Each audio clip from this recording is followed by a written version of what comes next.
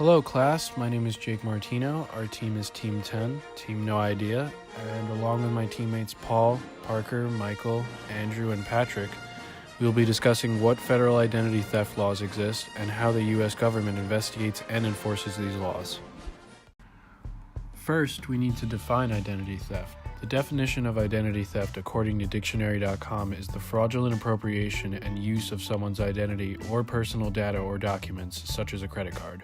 There are many different types of identity theft. We are going to discuss the most common types that occur in the United States.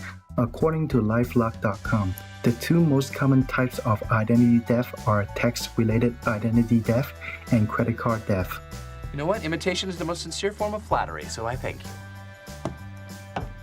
Identity theft is not a joke, Jim. Millions of families suffer every year. Michael! Oh, that's funny. Michael! As far as tax-related identity theft goes, if a particular person is able to have access to another person's social security number, he or she will most likely file a tax return claiming a fraudulent refund in order to gain a lot of money in return. The person who actually holds that social security number should see a red flag in the case when a tax return has already been filed and he or she is unaware of doing that. Next, we are going to discuss what identity theft laws exist and how those laws have changed over time.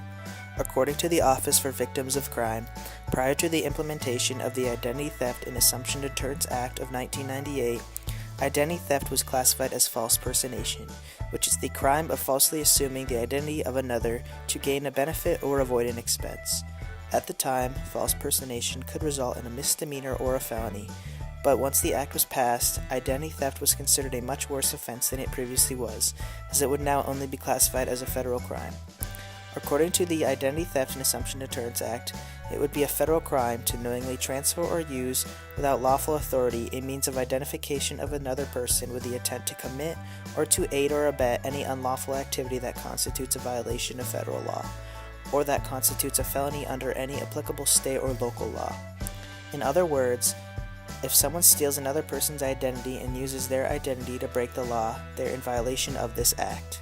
Some other laws have been passed to protect victims of identity theft as well. The Fair and Accurate Credit Transaction Act of 2003 was passed to amend the Fair Credit Reporting Act. FACTA increased the amount of protection an identity theft victim has by making reporting agencies and creditors help people who have suffered from identity theft.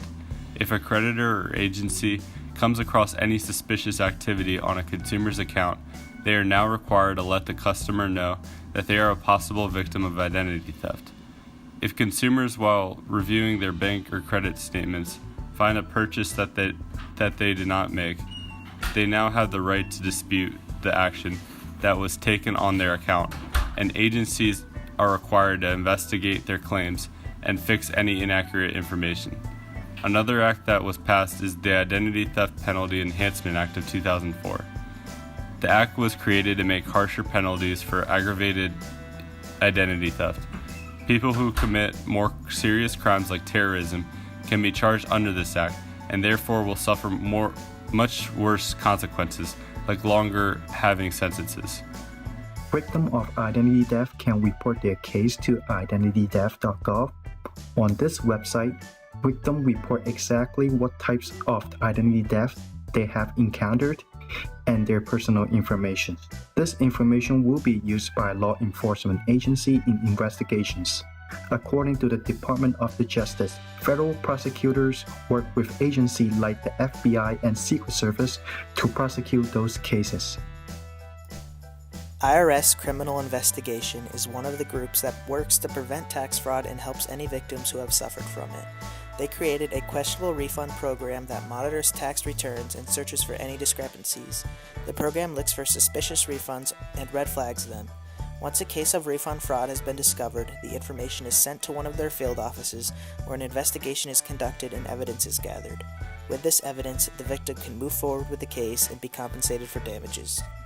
Now I'm going to discuss an example of a recent identity theft case that occurred in Orlando, Florida. In 2013, Manuel Santana started depositing federal tax refunds into his personal bank accounts. Evidence claims that Santana embezzled 47 checks. He was able to deposit these checks because Santana forged his signatures. In 2017, the court sentenced Santana to prison and required him to pay more than $60,000. On top of stealing money from the government, the court also claimed this case as an aggravated identity theft. Individuals can create healthy habits to help secure their identities. An individual's social security number should only be given out when absolutely necessary. Don't respond to uninvited requests for personal information. That means emails or phone calls that are requesting for personal information should signal a red flag. It is important to review credit card and bank account statements regularly to ensure that the purchases made are legitimate. Creating complex passwords on personal accounts can also help solve this problem. These habits might be very simple, but can make the difference in ensuring the safety of one's identity. At the end of the day, you don't have to be an IT expert to help prevent identity theft. It all comes down to common sense. Identity theft occurs every day all around the world. However, it can be prevented through safe practices when surfing the web and giving out personal information. U.S. government's regulations such as FACTA and the FCRA have been created to help victims of identity theft and prevent future identity theft cases. These governmental regulations provide strict punishment for identity thieves and protect consumers. If you follow our recommendations and safe practices when giving out personal information, you can protect yourself from identity theft.